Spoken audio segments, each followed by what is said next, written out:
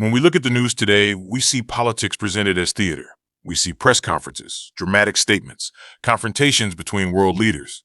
And we're led to believe that this spectacle, this noise, is what shapes history. But it's not.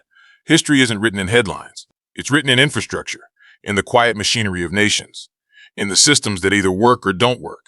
And right now, something extraordinary is happening in Venezuela that goes far beyond the diplomatic drama you're seeing on your screens. What's unfolding is the collapse of one of the modern world's greatest economic illusions, the belief that having oil in the ground automatically translates to power and prosperity. Donald Trump recently called Venezuela's oil industry a total bust. On the surface, that sounds like typical political rhetoric, the kind of insult we've come to expect. But beneath those words lies a much deeper truth about how nations rise and how they fall, about what actually creates wealth in the 21st century. Let me give you some context that might shock you. Venezuela sits on the largest proven oil reserves on planet Earth. We're talking about potentially 300 billion barrels of crude oil. That's more than Saudi Arabia. Some estimates suggest Venezuela controls 17% of the world's total oil reserves. Think about that for a moment. Nearly 1/5 of all the oil humanity knows about is sitting beneath Venezuelan soil. And yet, this nation of unparalleled natural wealth now produces barely 1 million barrels of oil per day. To put that in perspective, the United States produces more than 13 million barrels daily. The country with the most oil is producing a fraction of what it should, a fraction of what it once did. This isn't a mystery of geology. This is a case study in governance failure.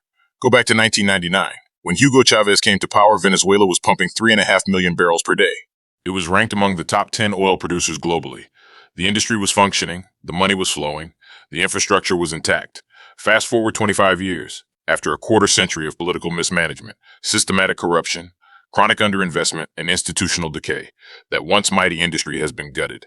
The oil is still there in the ground exactly where it's always been, but the capacity to extract it, to refine it, to turn it into prosperity, that's what's been destroyed. And here's the lesson that every resource-rich nation needs to understand.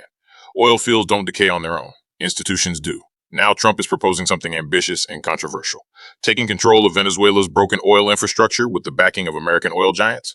He's promised that major U.S. companies, ExxonMobil, ConocoPhillips, Chevron, will invest billions of dollars to rebuild what he calls Venezuela's badly broken infrastructure. These companies aren't strangers to Venezuela. They were major players in the Venezuelan energy sector before Chavez nationalized the industry and kicked most of them out. Only Chevron managed to maintain a presence. The others left, and now they're being invited back. But here's the critical question, and it's one that should make us pause. Can American companies actually revive an industry that's been systematically destroyed? More importantly, do the political and institutional conditions exist for such a revival? Because here's what people need to understand.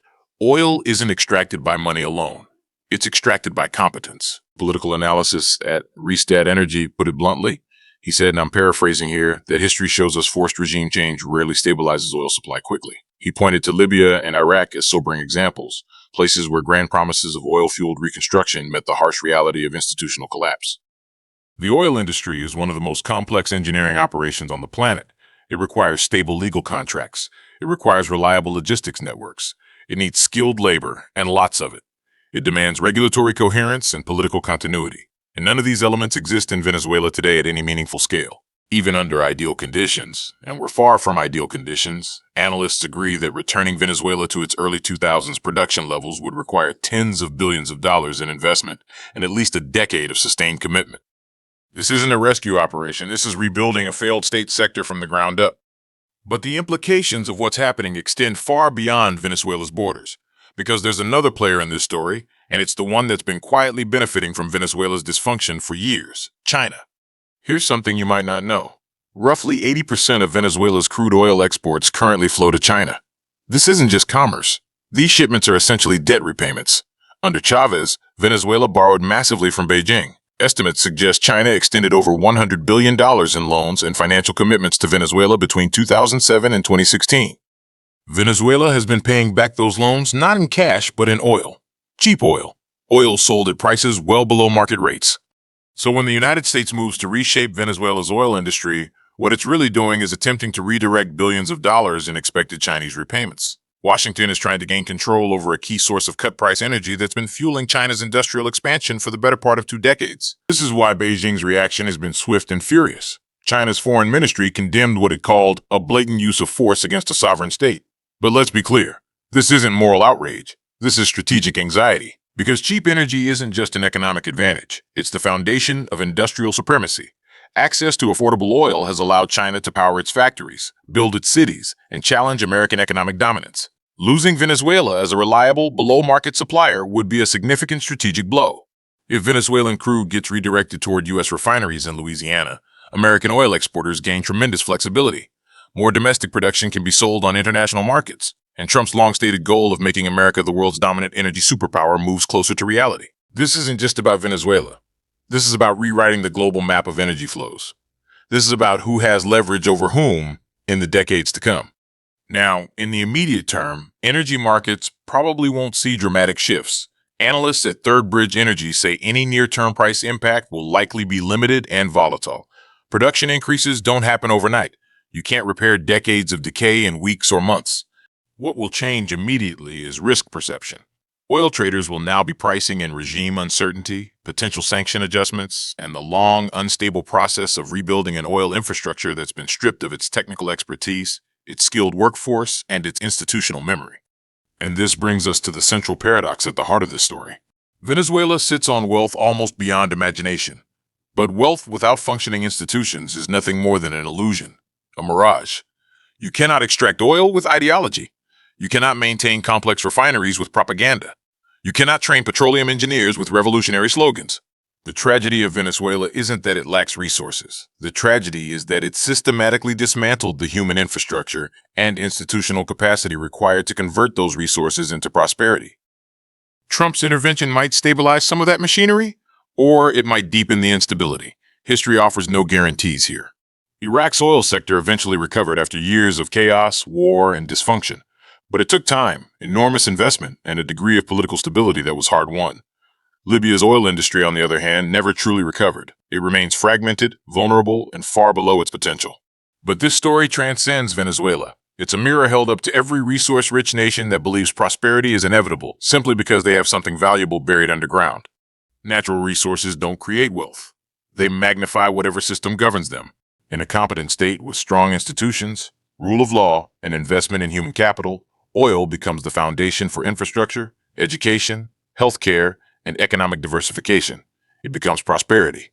In an incompetent state with weak institutions, corruption, and political instability, that same oil becomes a curse. It funds repression, it fuels corruption, and it creates exactly the kind of decay we see in Venezuela today. Venezuela chose the second path. Whether consciously or not, whether through ideology or incompetence, it chose institutional decay over institutional strength, and now it has to walk back through the wreckage of those decisions. The United States, by stepping into this vacuum, is conducting a geopolitical experiment. The question it's trying to answer is profound. Can external power and expertise substitute for internal institutional capacity? Can American engineering, American capital, and American management resurrect an industry that Venezuela itself couldn't preserve? The answer to that question will shape not only Venezuela's future, but the entire balance of power between Washington and Beijing for decades to come. Because in today's world, oil is no longer just about energy. It's about strategy. It's about leverage. It's about who can project power and who can't. Venezuela, long dismissed as a cautionary tale of petrostate failure, has suddenly returned to the center of the global chessboard. Not because its oil reserves have changed, not because new deposits were discovered, but because the world's great powers have decided that control over Venezuela's broken oil infrastructure is worth fighting for. What happens next will tell us a great deal about whether infrastructure can be imposed from outside or whether it must be grown from within, whether American know-how can overcome decades of institutional rot, or whether some damage runs too deep to reverse. The oil is there, it's always been there. The question is whether the systems, the expertise, the governance, and the stability required to extract it can be rebuilt. That's the real test, not the drama of regime change, not the rhetoric of press conferences, but the quiet, difficult work of rebuilding what was destroyed. And the world is watching.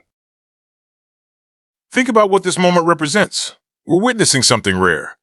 The potential transfer of control over a nation's primary resource from one global power sphere to another's. This isn't colonialism in the traditional sense. It's something more subtle and perhaps more consequential. Consider the human dimension. Venezuelan petroleum engineers, Some of the best trained in Latin America fled the country years ago when the industry collapsed. They're in Houston, Calgary, the Middle East. This brain drain has been catastrophic. These aren't just workers. They're the institutional memory of an industry. They know the specific challenges of Venezuelan crude, which is heavy and difficult to refine.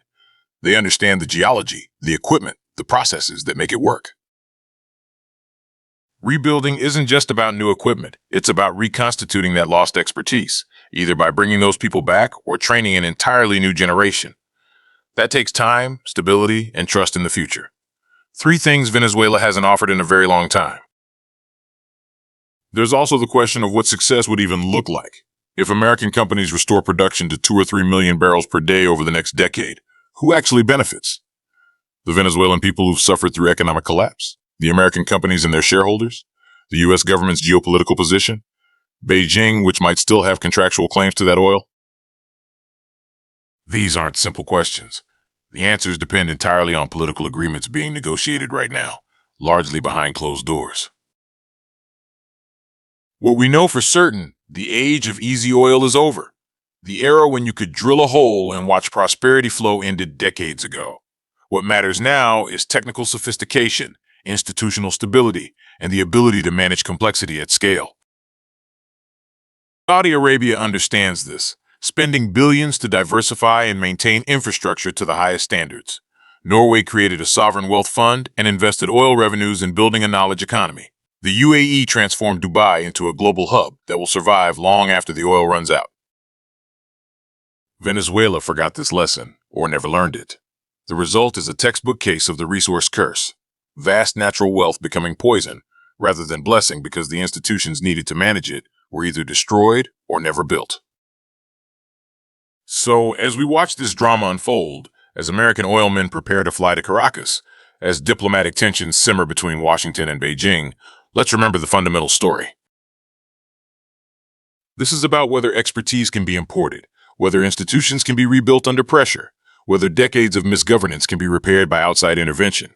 It's about whether Venezuela can find its way back to stability or whether it remains a cautionary tale for generations.